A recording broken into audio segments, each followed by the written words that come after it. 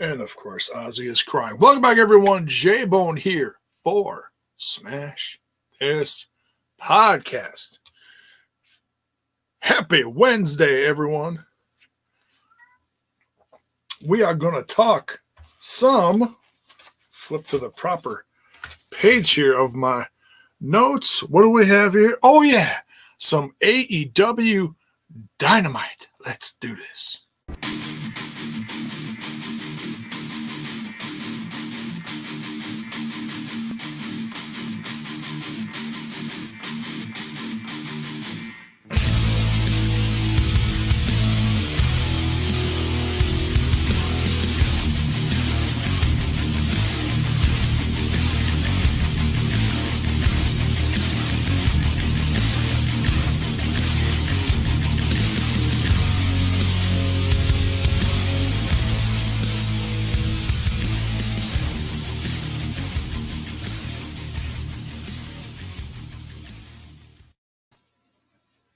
Oh, sorry.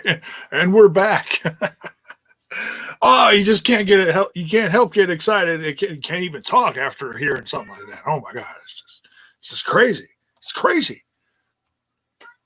Eric's in here. Hey, J-Bone, toss us a toothpick. Why are you always tossing toothpicks and taking my lollipops? No, you're not going to do that tonight. All right. Zach Bonifer's in the chat. Bell's boy. Smashing this podcast. Yes, we're going to smash this podcast tonight. And then we're going to smash this beer over someone's lovely head. So we are talking about Season 2, Episode 23. June 3rd, 2020, if you will, of AEW Dynamite. Starts out with a sensitive message, you know, with everything going on in the world. Hashtag Black Lives Matter. Very cool of them to do that. I can appreciate that. I appreciate that a lot. I'm sure many others do as well. And we kick off into our first contest here. Kip Sabian with Penelope Ford at ringside. Tag team partner Jimmy Havoc in tow, going up against the tag champs Adam Page and Kenny Omega. It's been a while since we've seen these guys wrestle. Now, I'm a little rusty on the AEW. I know I took a few weeks off, and I need to catch up on some dark shows too, because they've really have been beefing up those dark shows. My goodness, between a half an hour to 2 hours with I don't know how many matches over the last few weeks. I mean, they had enough in there for several shows. Oh, now you're going to steal my beer? Eric, man, what a heel, dude. What a heel. Unbelievable.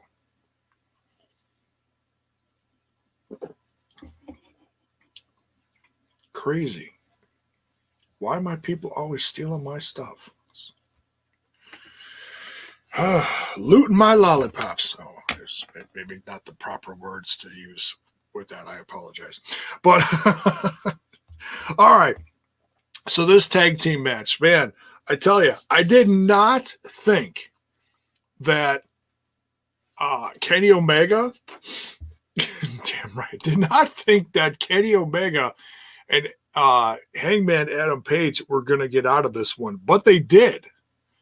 They did. Hell of a match. I'd say probably be tag team match of the week, if you will, in my opinion.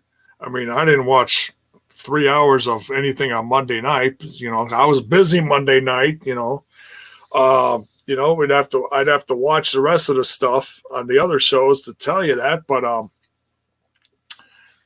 man, damn good tag match. Loved it. Honestly, the way this went and the way Kip Sabian and Jimmy Havoc had that ring cut in half.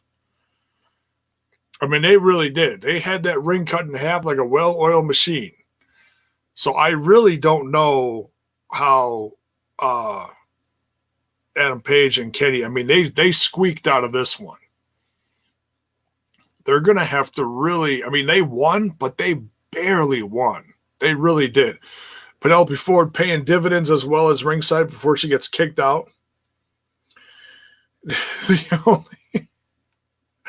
The only opinion that matters. Well, on this podcast, it's me. It's me. You know I'm not like that. I'm just teasing you guys. I try to stay humble on here. Oh man. What's on Monday night? TNI Throwbacks on Monday night, folks. And I've got an audience here, and I have an audience over with the TNI crew, and I've had a lot go back and forth to watch both, and I greatly appreciate that. But please, folks, if you missed our interview with the classic tag team of Jose and Joel, along with Will Jr., Maximo, the SATs, were on Monday night on TNI, the Throwback Show. That was absolutely, hopefully, football. someday, right? I might actually watch it again.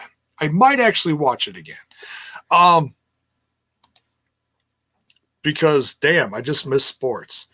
I heard NASCAR came back. Crickets. No, I'm kidding. No, I mean, one thing at a time, right, folks? And it's just got to be done right. But yeah, hell of a tag match. Man. And Adam Page, and like I said, Adam Page and Kenny Omega squeaked out of that one. And they showed FTR watching on from ringside, sitting several seats back, obviously still social distancing. Bell's Boy, NASCAR with no fans. Yeah, I didn't watch it. I did hear that.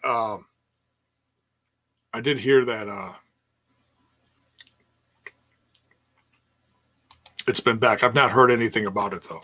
I used to watch on a very regular basis with my wife. She actually kind of got me into it. But then she strayed away from it, which kind of strayed me away from it. But, whatever,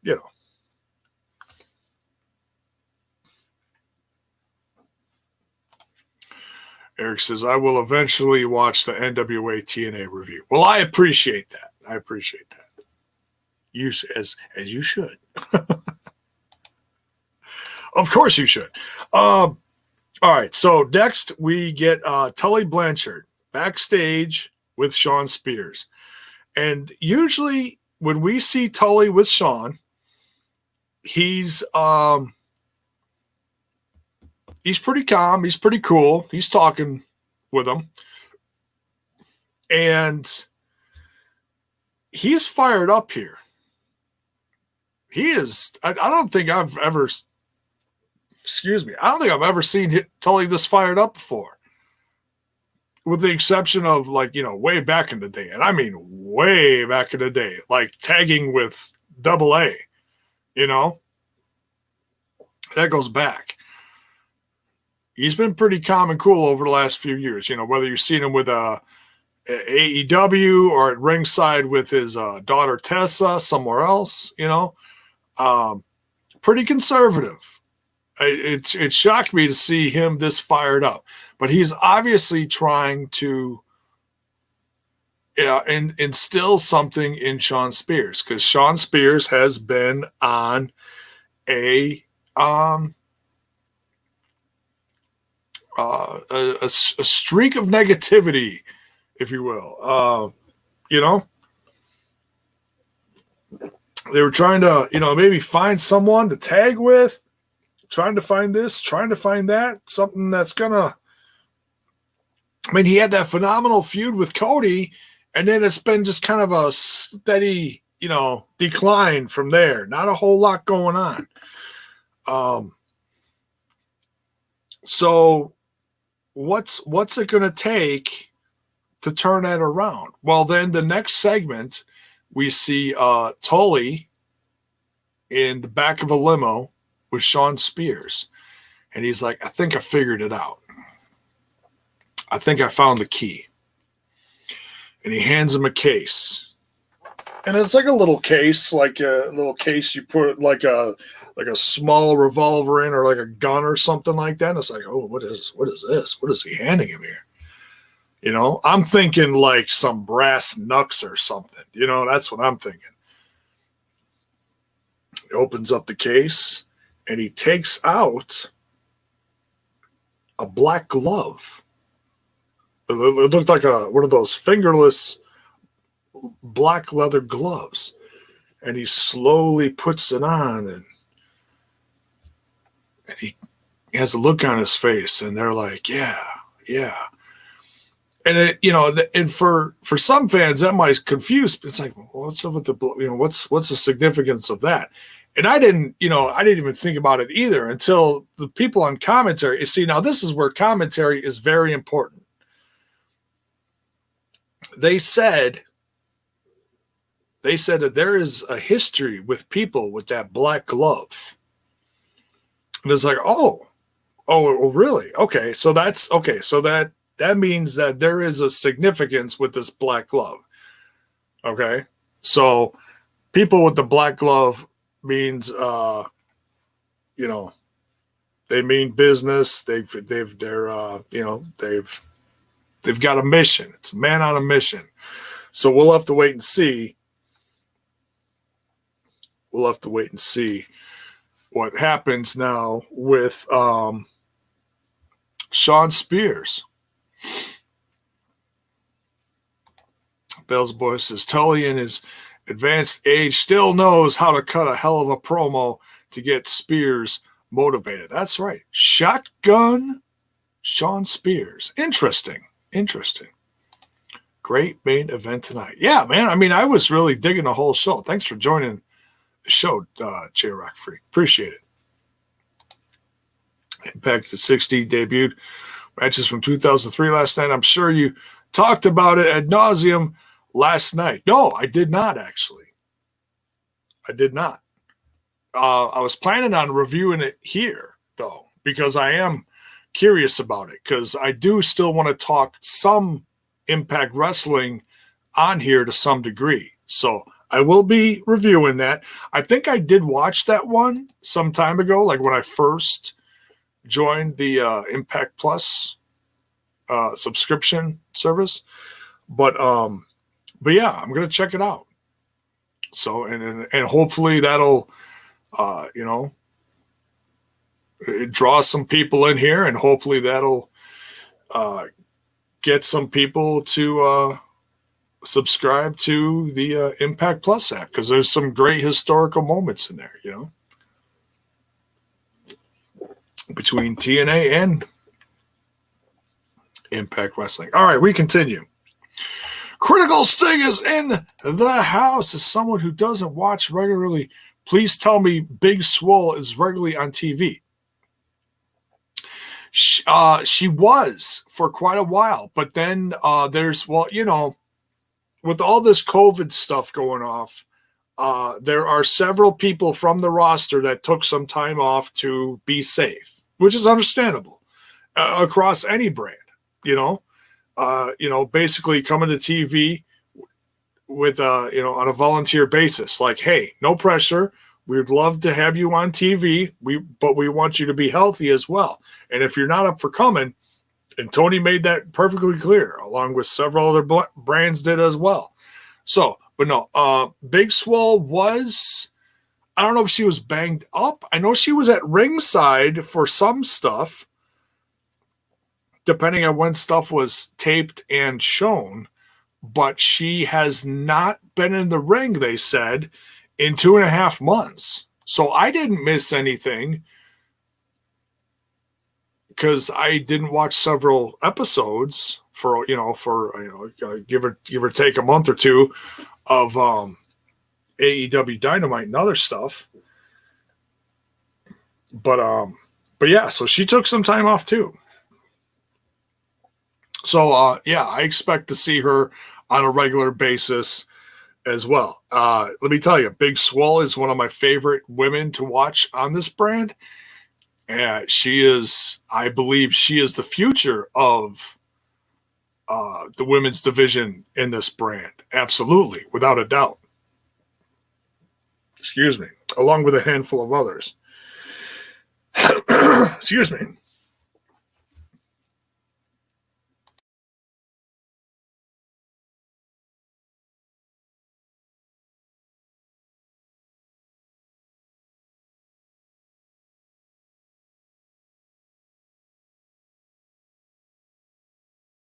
It's that time of year, and stuff is blooming, and the sinuses go a little cuckoo. Pardon me, folks. All right, we're back. Critical Sting says the women's division needs work, but she needs to be one of the centerpieces of the division, in my opinion, at least. Oh yeah, man. I mean, you got to remember, this is. And so many people are so, pardon the term, critical, and they forget that this brand is barely a year old. Barely a year old. So there's been an influx of new women constantly, whether it be to be enhancement talent, or sometimes the enhancement talent has become main roster hires, like Big Swole. I think she was one of them. So yeah, it's AEW's women division, along with their tag division and their men's division. It's all been an evolution, So, but yeah, I hear what you're saying. The sentiment has been, I agree. But, with that deserves some patience too, people shit on it all the time. It's like, and you're just complaining for the sake of being negative, sometimes these people, crazy. Dream mixed tag match, Big Swole and Cedric Alexander. Oh, controversial right there. Versus Brit Baker and Adam Cole. Wink, wink. Very interesting. Very interesting. Is Big Swole dating Cedric Alexander? Because I know Britt Baker's with Adam Cole. I know there's a lot of different relationships in the world of wrestling, but some I'm not privy to. Sometimes you just don't know until you know. So it's Critical Sting being critical of himself. Oh, they're married.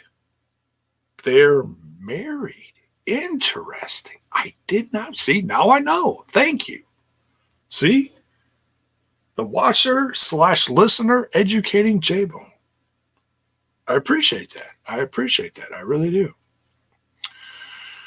Eric says, I've been enjoying Brit's heel run. And that's been an evolution too, hasn't it? It started out a little, I don't know if this is going well, but it's taking more than just one person working on it. Tony's been involved. Several other people have been involved. Now we see former TNA Rebel is involved. I believe she's a backstage person, but now looks like she's tied to the hip of Britt Baker, which is comical because she's kind of like the gopher, So, yeah, that's funny. I think they've had a kid. Oh, my goodness. Well, they are really together then, aren't they? All right. Well, then. All right. Well, thank you for that information. All right, we continue. So now, where is that? Was that later? Oh, the big Swole match is later. Okay, but yeah, she has a hell of a match later. You're getting ahead of me. Just slow down. I'm kidding. Brian Cage then coming out with Taz. And by the time I got done writing all the information here on the who's who and what's in the ring against Shawn, dear God, I need new glasses. Shawn Dean. I need new glasses, folks. I've realized this over the last several weeks.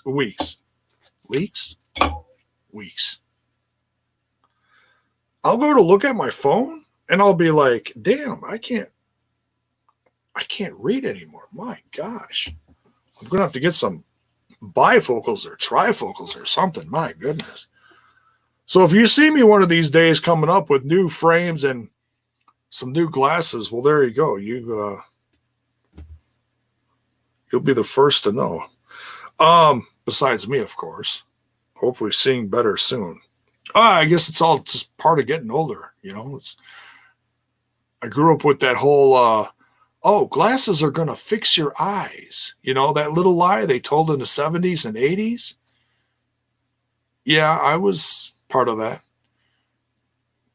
Glasses did not fix my eyes. My eyes over the last 40 plus years got significantly worse. I got started wearing glasses in five-ish years old. It was kindergarten. Oh, man. Dating myself here. Jiminy Christmas. All right. So, Brian Cage makes short work of one Shawn Dean. By the time I got writing Shawn Dean versus Brian Cage with Taz, the match was over. I didn't even write down last week's opponent. That's how quick that was. My goodness. But no, they're building the character. They're building Brian as the Beast. It's okay. It's acceptable. I'm down with that. He's a monster. No, excuse me. Correction. He's a machine. And he's getting his shit in, you know. Putting all his moves on him. And then Taz gets in the ring and Taz grabs the mic. Taz is hot here. Taz is absolutely hot. Starts really going off on Mox. Calls him out. It's like, yeah, I saw you smiling. Saw you snickering last week when I was addressing you, the champ. Like, how dare you? How dare you do that to me? It's like, do you know who you're talking to? And he's going off on him. And all of a sudden, Mox's music gets hit. And Mox is headed to the ring now through the bleachers, through the crowd here. Or lack of crowd.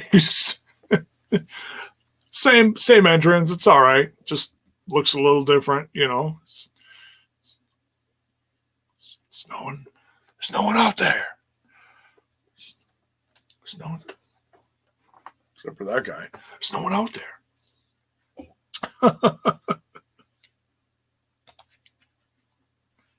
Crowd yelling, how hot is he? You guys are funny. He's so hot that so Mox takes a strut around stage. You know the Mox strut. Man, Mox has got the Mox. He really does, man. He grabs the mic, gets up the steps, gets in the ring. Taz stops him. At the ropes. Taz has got some cojones. Oh my goodness. Pauses Mox and is like, before you get in the ring, make sure I forget what the hell he says, but he stops him and threatens him. Mox gets in the ring. He's shaking his head. He's smiling. He's like, wow, you guys, really? It's like, do you know who the hell I am? I'm the champ. and he just bites off both their heads. And it stays civil. It stays civil. But man, Mox gives it right back to him. And I just sat back in my seat, and I love that, man. There's nothing like a Mox promo. You just gave it right back to him. But damn, how good is it to have Taz on the mic? And telling Mox, beat him if you can. Survive if he lets you. How badass. And I know I talked about this last week, but seriously, how badass is that to have Taz take his most well-known promo, his shtick, and pass it off to the next guy, Brian effing Cage, the Machine. Damn. They better put that on one of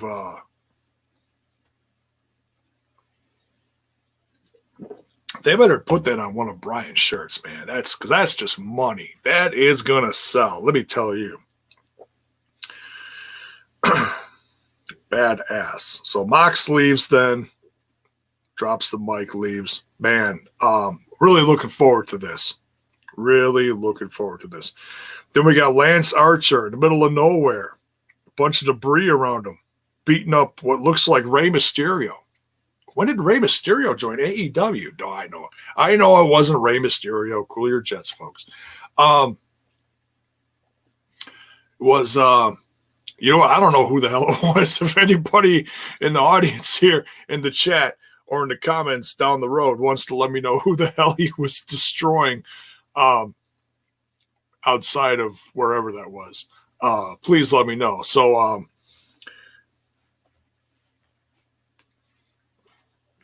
we got a little interview with Lance Archer, and Lance Archer's intensity just absolutely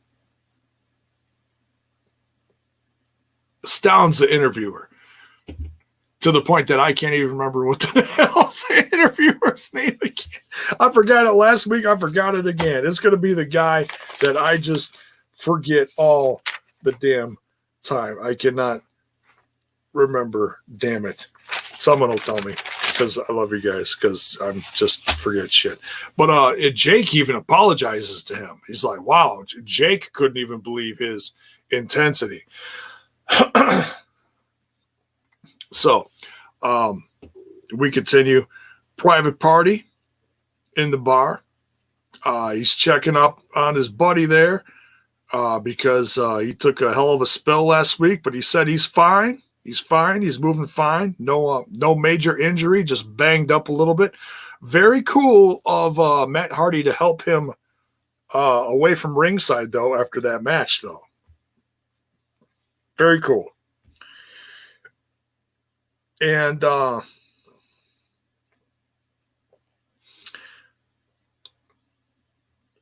Matt says to them, he's like, if there's anything I can do for you guys, let me know. And they're like, well, as long as you said that, there is something you could do for us. Maybe you could team with us sometime, and we could make the what does he say? The Hardy party. And Matt's like, whoa, wow, that's crazy.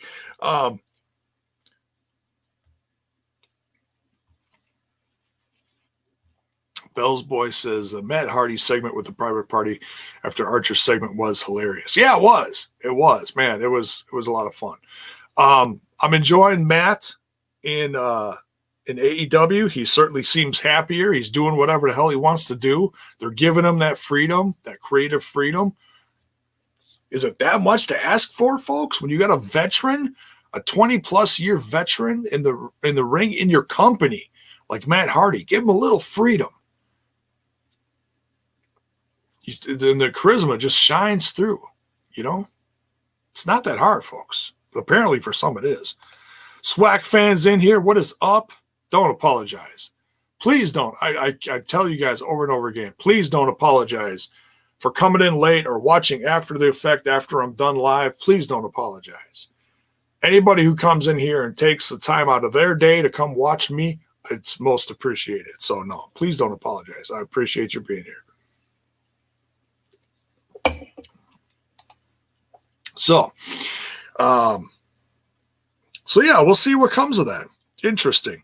Matt Hardy then leaves the bar area, trying to, stay sober and stay clean, obviously.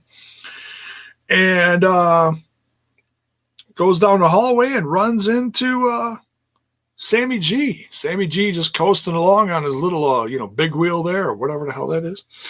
And gives him one of these. Like, hey, respect, we're good. No qualms there.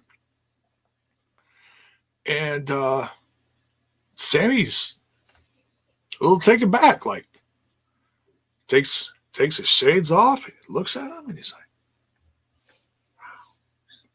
wow, I'm really blind without these. Jiminy Christmas. So yeah, Sammy's a little freaked out by that. So I don't know if that was just a one-time little goofy little segment, or something's gonna become of that. I don't know. Certainly made Sammy stop and think. So we'll see. Then we get the announcement, and people have been wondering about this since last week, since they announced Fyter Fest. Certainly with the headliner of Brian Cage versus Mox for the AEW Championship. They announced that Fyter Fest is going to be free over a 2-night period, 2 Wednesdays, July 1st and July 8th. Very cool. Last Fyter Fest was free, if my recollection serves me correctly. So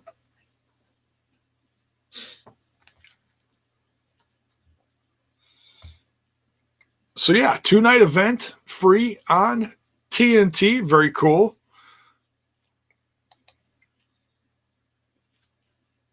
Bell's boy, I missed this one. Sorry. The thing I fear about Cage and AEW is that Taz is going to take the shine off Cage and have it on himself, unfortunately. No,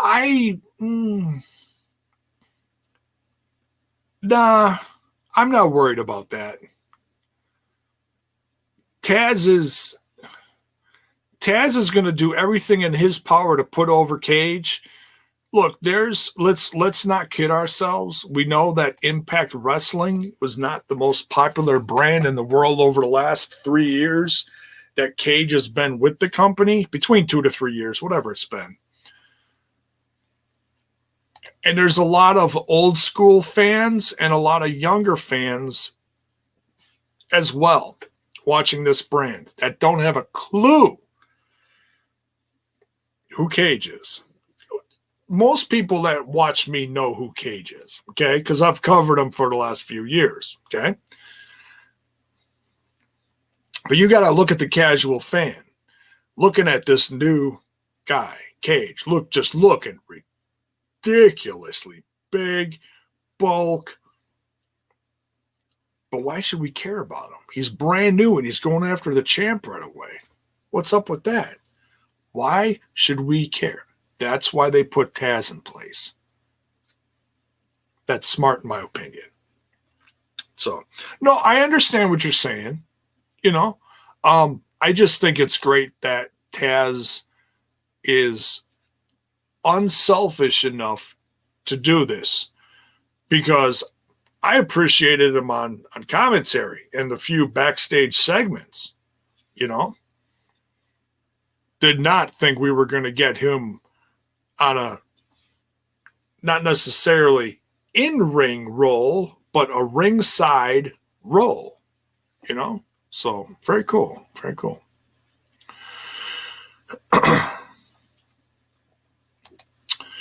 Mox got to throw the kitchen sink at Cage to win. He's going to have to throw something, man. Brian Cage is a tough son of a bitch. He is, man.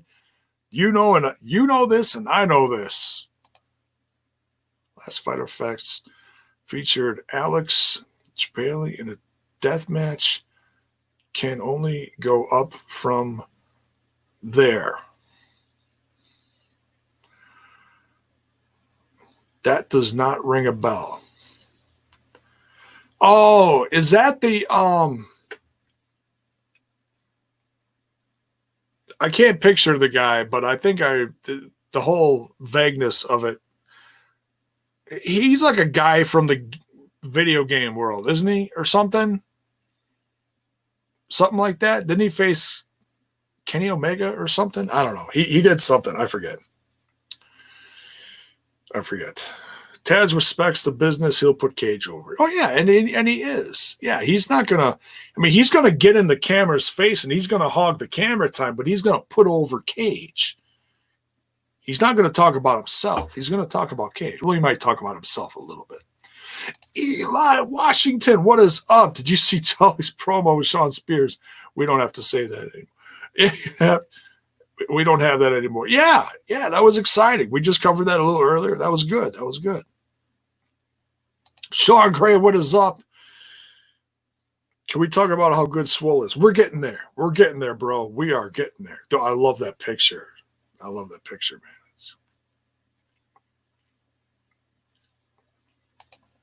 Alex Bailey versus Michael Knockers is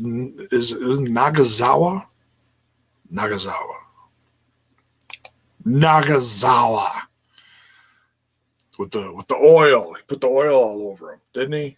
That's the crazy one. HD, what is up, man? How you doing? All right, we continue. So yeah, Fyter Fest, 2 nights, July 1st, July 8th. We got Mox versus Cage. We've got the tag champs, Kenny, Omega, and Hangman Adam Page versus Best Friends. Can't wait to see that. That's very exciting. You know, they're going to absolutely tear the house down on that one.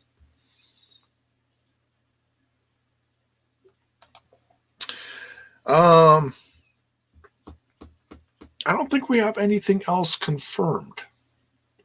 Correct me if I'm wrong. But there's going to be a slow burn over the next month, setting up matches. That's all right. We're probably going to have Young Bucks and FTR. That's going to be the selling one on that one. That's going to be some big ratings for AEW for that one. A lot of fans wrestling, but no matter what you want, fans want to see that one because people have been talking about that for the last year and a half, you know. However long it was. I know it was last year. So now we got Colt Cabana versus Chris Jericho. That was a fun match, hey? The classic match that you didn't think you were ever going to get, but you didn't know you wanted till now. Chris Jericho, veteran, 20-plus year veteran versus Colt Cabana, 20-plus year veteran, never faced each other before. Very interesting. You know, both had very long, very good careers, never faced each other.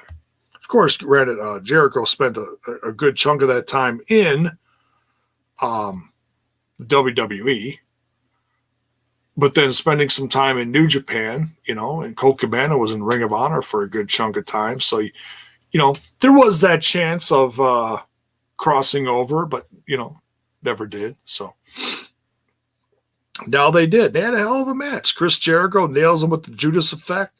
Not too much to write home about this one, but this one was a lot of fun. I'm glad we got it. You know, in a time of when there's not a whole lot of, oh, we got this match, you know. I don't think you can call it match of the year, but it was fun, you know. It was a matchup that I think fans, after finding out it was going to happen, got excited about, I think, you know. Let me know what you guys thought about it. Did you like it? Didn't like it? You know, let me know. I liked it. I wouldn't give it 5 stars, but it was fun. I'll tell you what was honestly a little more entertaining was Sammy Guevara rolling around on his little, big wheel at ringside. Jeez, Jiminy Christmas. That was just some goofy shit. Jake Hagar paying dividends at ringside as well. A lot of fun.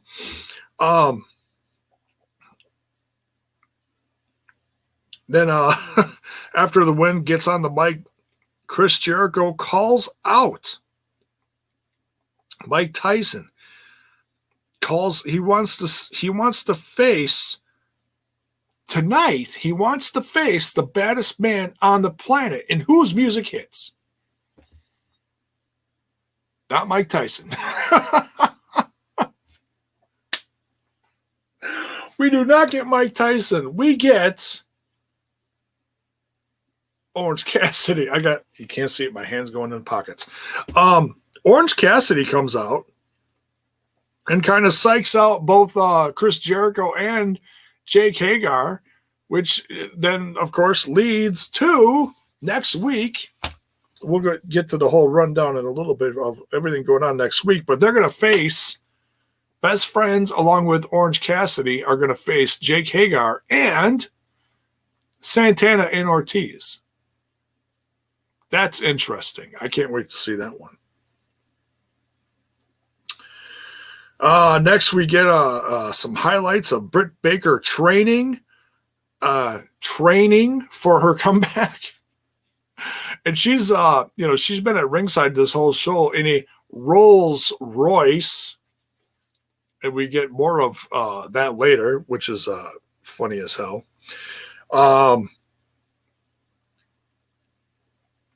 Crazy. Next, we got the match that all you guys have been talking about in the chat here for a while. Big Swole versus Nyla Rose. Great match. Nyla Rose obviously hot after losing her championship.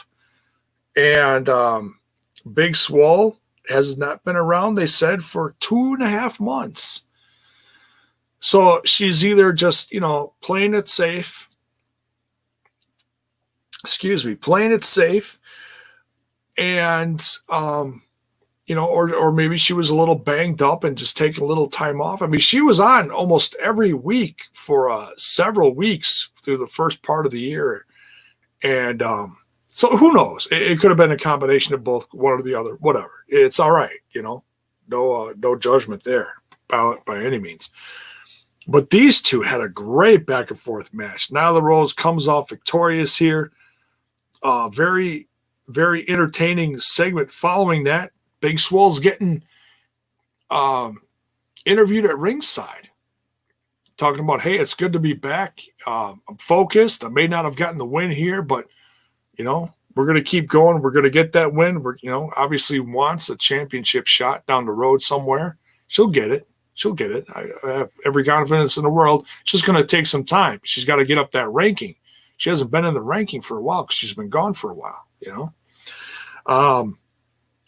Then all of a sudden, Britt Baker's messing with her, running her Rolls Royce into the, ringside barriers there. Jeez. Crazy. That Britt Baker's just crazy. Big Swole goes underneath the ring, grabs a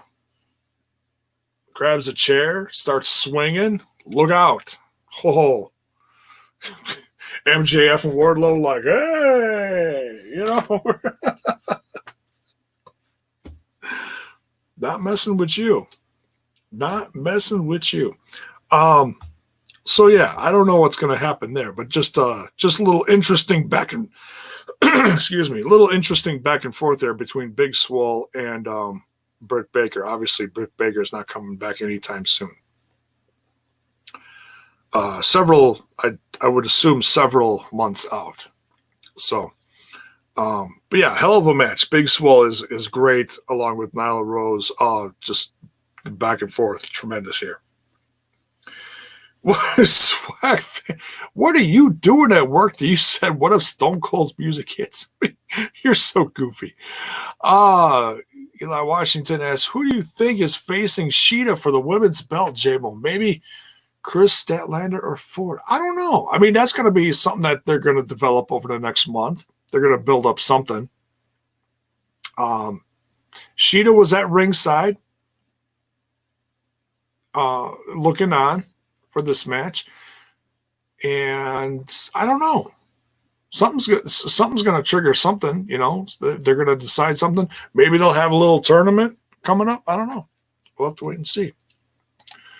Cody said he put the belt on the line to anybody, not AEW either. Scroll. I don't know. Yeah, I saw that too. Who knows? A Marty Skrull? Is that what you're saying? A Skrull? A Slammiversary J-Bone. That could be good. Yes, announcing Slammiversary. I'll be catching up on some AEW, or excuse me, I'll be catching up on some Impact Wrestling stuff, possibly tomorrow if I have time. The missus is coming home tomorrow, so tomorrow might be free and clear. I might catch up on everything at the end of the week. But yeah, we'll be talking about it eventually. Very stoked about that. Don't get me wrong.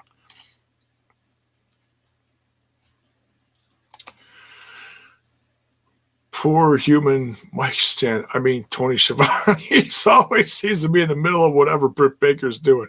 Yeah, man, he's really been really been around. Baker says she'll be back at All Out. Yes, she will be back at All Out. I don't believe they've given a date for that, but that one's usually September-ish, something. So,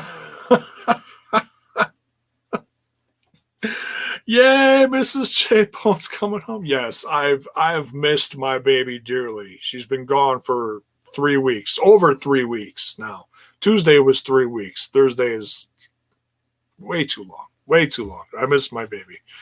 Pork chop Thursday. Yes, J-Bone is grilling some pork chops. They are thawing out in the fridge. It's gonna be a good day tomorrow. J-Bone's gonna be in a damn good mood. J-Bone's gonna be all kinds of emotional, waiting at the end of his driveway for the missus to come home. So yeah, can't wait for that.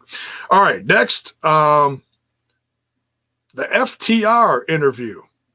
So they are officially not called the Revolt anymore or anything else. Looks like they're going with FTR or hashtag FTR, which is fine. They had to quick come up with something because obviously they don't want to deal with any legalities, right along with their debut with the whole Revolt thing. It's understandable. If another team's been that team for a while and they got merch or whatever the deal was, I don't remember who it was or whatever. These guys put their egos aside and just, all right, whatever. FTR, keep it simple. Everybody knows FTR. And that can stand for, like they said in the interview, several different things,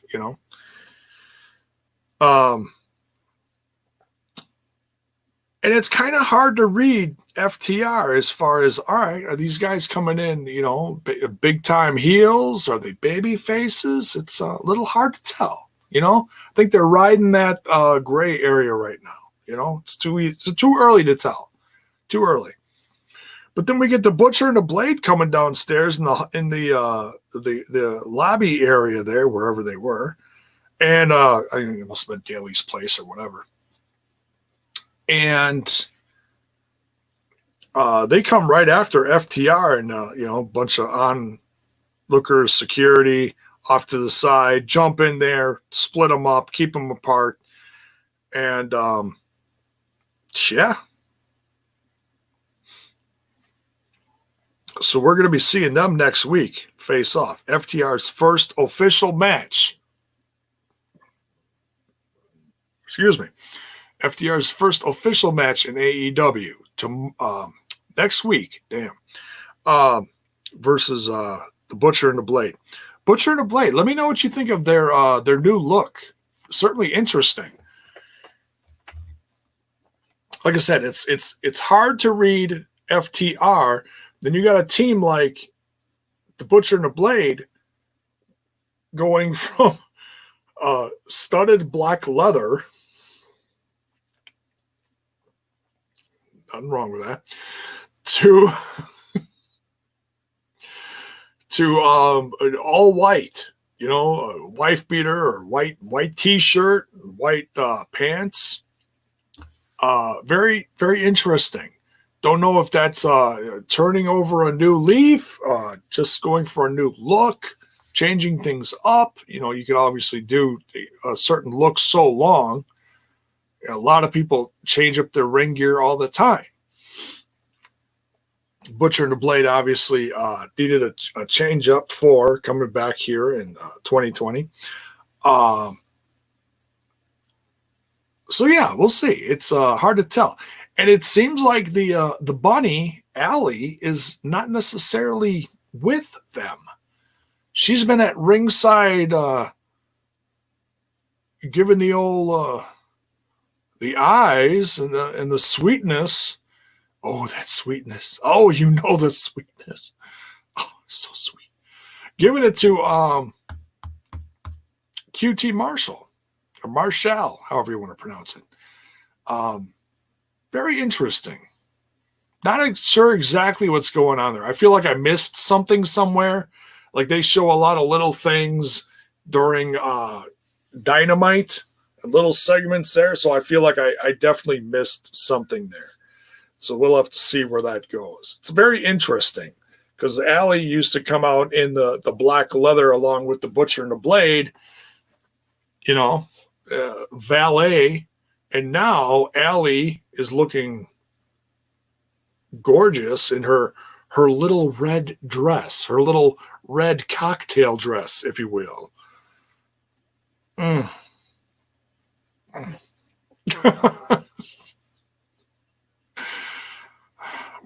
right, we continue. I'm going to get in trouble. Mr. Fretz, what is up, man? How you doing? Good to see you here. I'd love to see some Allie and Su Yung in AEW. Where is she these days? Su Yung re-signed with Impact Wrestling. She was a free agent for a while, but she resigned. Allie is with QT Marshall now. QT Marshall is building some kind of character now. DDP passing the torch for QT using this finisher. I saw that on Facebook today. Very cool. But makes sense because remember when Brandy attacked Allie? Did she? Oh, that must go back. I don't remember that. Barely. When she was with Awesome Kong, now Allie gets revenge to Brandy. Oh. Look at the big brain on Eli Washington. No, I appreciate that because I completely forgot about that. Thank you. I do appreciate that. J-Bone wanting the Bunny Allie to be back somehow with Impact Wrestling, back from death. I did talk about that for a while, didn't I? As like a little crossover, And it was all during that whole, it would have been a great completion. The story wrote itself. It would have been a great exit if there was to be an exit for Su Yung or Susie, whatever, from Impact Wrestling, because Su Young's the one that killed Allie. So then Allie comes back for just a brief appearance, She's not wrestling in a ring. It's just a brief off-camera appearance. Hell, friggin' Abyss showed up. Why not? No, I don't know. I don't know how they did that. That must have been just some special effects or something. CGI his giant ass in there. But yeah, that would have been great. And then all of a sudden have the Bunny dragging Su Yung to an alternate universe like AEW.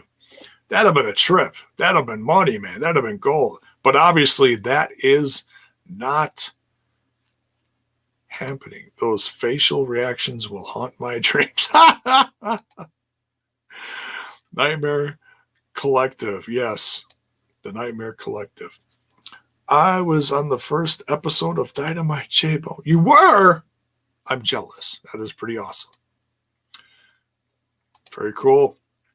I love that death storyline. I was back into Impact for a bit back then, and also having GFW app helped. It's Impact Plus now, Mr. Fretz. You got to keep up now. Don't think that's even a thing. It's it's changed looks and brands now. Or possibly JWO QT turns on Dustin Rhodes and we get a heel QT versus Dustin. Oh, interesting.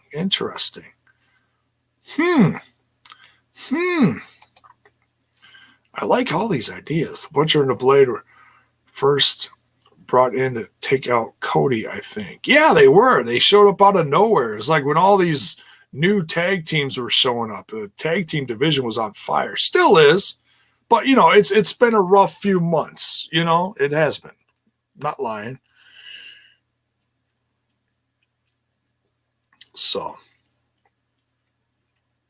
All right. We continue. Love the chat. Thank you. Chatting it up. Keep it going.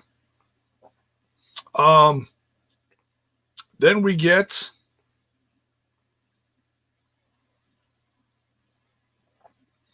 damn. I don't know what the hell I was trying to spell.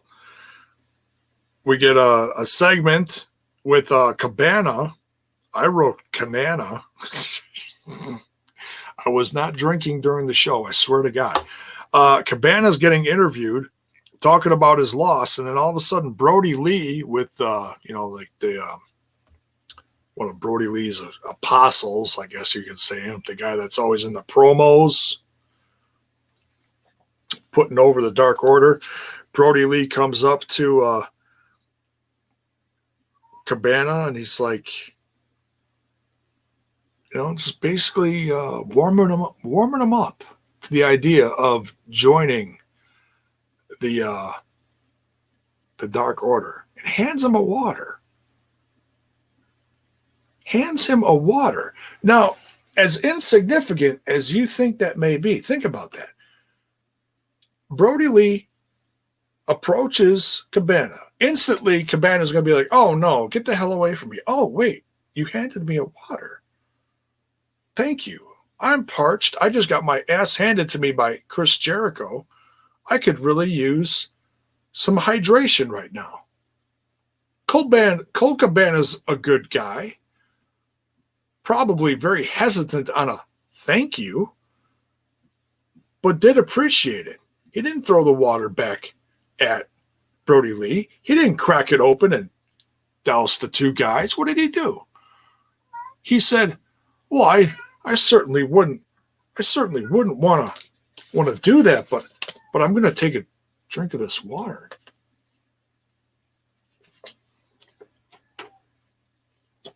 Was there something in the water? Tune in next week. I love the way they just, they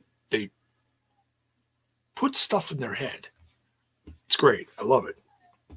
We'll have to wait and see. Brody Lee is going to get someone to join his crew. Whether it's Marco Stunt or Cabana or someone, that crew is going to grow. It's going to become significant. Brody Lee has got a good group, and they're going to make some headspace. They're going to make some headway soon. Absolutely. Headway. Going on to the main event here.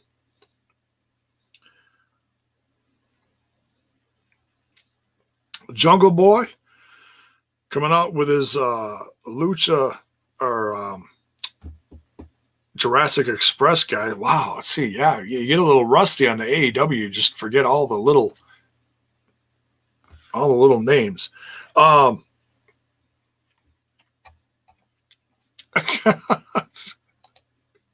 Beer and water, a lethal tag team combination. That's right. Hydrate and whatever. I don't know. Jungle Boy coming out to the ring to face Cody in Cody's first defense of his TNT championship. Man, that intensity from both guys, just bringing it. Great main event. Absolutely. The book, and not that the stuff in the middle was insignificant by any means, but the bookends of this episode, the tag team championship match and the TNT championship defense, man, just great. Just reminds you once again how good and consistent this brand is, in my opinion, in my professional opinion. Cody wins here. Jungle Boy losing to Cody, but man, Cody giving him a ton of respect, raising Jungle Boy's hand, just affirming that a guy like Jungle Boy, even though he lost here, is still the future of this company. And I still firmly believe that. The guy's young. He's what, 22? My goodness. You know, he's a hell of a guy in the ring. Probably still green to several things going on around him, but damn good. You know, you're not going to get anything but 110% from that kid. And to get this opportunity, and he's had some other great opportunities as well. He's come up short, but damn, just giving him that chance, putting eyes on him like, hey, he may not get the win here, but keep watching this guy, you know? So that's the main event. Next week, we are getting Sammy G versus Colt Cabana. I was a little worried that Sammy Guevara was actually injured. He was rolling around on his big wheel there, you know? But no, he's fine. He's fine. And you know, and I got to catch up on his vlogs too. I got to admit, I haven't watched the last few, and I usually watch them on a very regular basis. Boom, the second they come out, I'm watching them. I have not, and I feel a little guilty. I'm not gonna lie. Sammy Guevara is always putting out some great stuff. FTR, their in-ring AEW debut against the Butcher and the Blade. I'm not expecting anything but a 5-star match out of these guys. It's gonna be tremendous. Both teams awesome. Best Friends, along with Orange Cassidy, facing the Inner Circle, Jake Hagar and Santana with Ortiz. And man, it's gonna be a ton of fun. They even advertised John Moxley's gonna be on AEW Dark. Poor guy. No, I'm kidding. That's, you know, they obviously want more people to watch AEW Dark. It's getting probably a couple 100,000 views a week, if I had to guess, if I had to look. That's off the top of my head. But obviously they want more, you know, to the point that maybe they're going to put that somewhere down the road. They're going to put more content on TNT because they said they were going to. But with everything going on, obviously that hasn't been exactly easy. So I have absolutely no doubt in my mind that sometime in the future, Dark will go to TNT. But they're trying to just build the brand for now, which is fine. A bunch of smiley faces with the shades on. Jack Perry's a star in the making. His father, I'm sure, is smiling down on him. Absolutely. You know he is. For those of you who don't know, Jungle Boy's dad is Luke Perry, passed away last year, tragically. So there must be something in the water. I turn to you. All I see are love's a monster with 2 heads and 1 heartbeat. It's okay. Now you got to tell me what song that is. I am not remembering what that is. Sammy is the voice of an angel who drank one too many Shirley Temples. I totally forgot that. Yeah, Sammy Guevara singing out Judas, or singing out Chris Jericho, singing along to Judas, excuse me, and just, you know, singing like he's had way too many Shirley Temples backstage coming out. Future looking bright. Absolutely. But yeah, that was hilarious. Thank you. I completely forgot about that. I wrote that down too, I thought. Yeah, Sammy singing Judas, sounding like a choir of angels crashing into hell. It's sad that his dad, Luke Perry, isn't around. Yeah, it is. It is. Jungle Boy's a good wrestler. He's going to be big one day, but he's doing good. He's like a lovable face, like how RVD was in early days ECW. Yeah, yeah.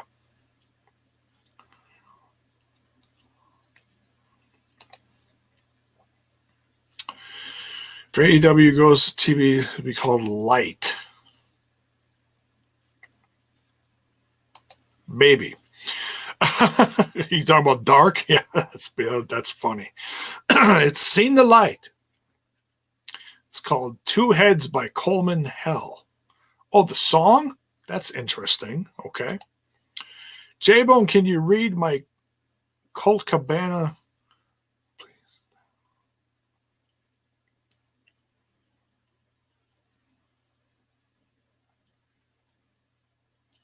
I'm looking. Is it this one? This is good because Colt can be Brody Lee's henchman, and it might help and make a new look for Colt. Cut his hair, new theme song, aggressive side, maybe mask 2. Interesting. Yeah, I mean, Colt, right before he left Ring of Honor, turned heel, which is weird, very weird. He was, I didn't see all of it, but I saw some of it. But I saw enough to see him and was just very, he's so loved. And he's been like a babyface forever that I know of. I don't remember him being a heel at all, ever. So yeah, I'm sure it's there. I'm sure he's got the capability of doing it. It's just so different, when someone's been a babyface so long. So yeah, I mean, you just gotta.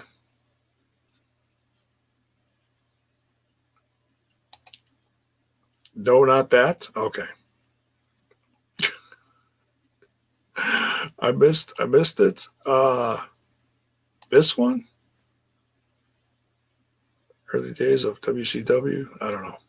But anyways, all right, I'm not going to go through all of them when we get out of here. Creeping just past an hour. Thank you, everyone, for jumping in here and joining me on this. I know I don't get too many midweek for this, but hey, I appreciate everyone who's coming by as I try to evolve and continue this brand of Smash This podcast. Cabana went back and forth a few times in Ring of Honor. Oh, that's interesting. I did not know that. All right. So we're going to get out of here. Probably taking tomorrow off, and I'll be back on Friday with more stuff. We'll talk a little news. Might review that next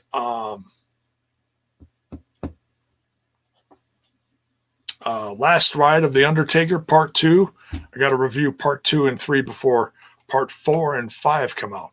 So look for that in the coming days going into the weekend. Everyone stay safe. Much love. And be safe out there no matter what you do. There's a lot of crazy stuff going on in the world. All right. Rowdy here. We'll see you guys very soon.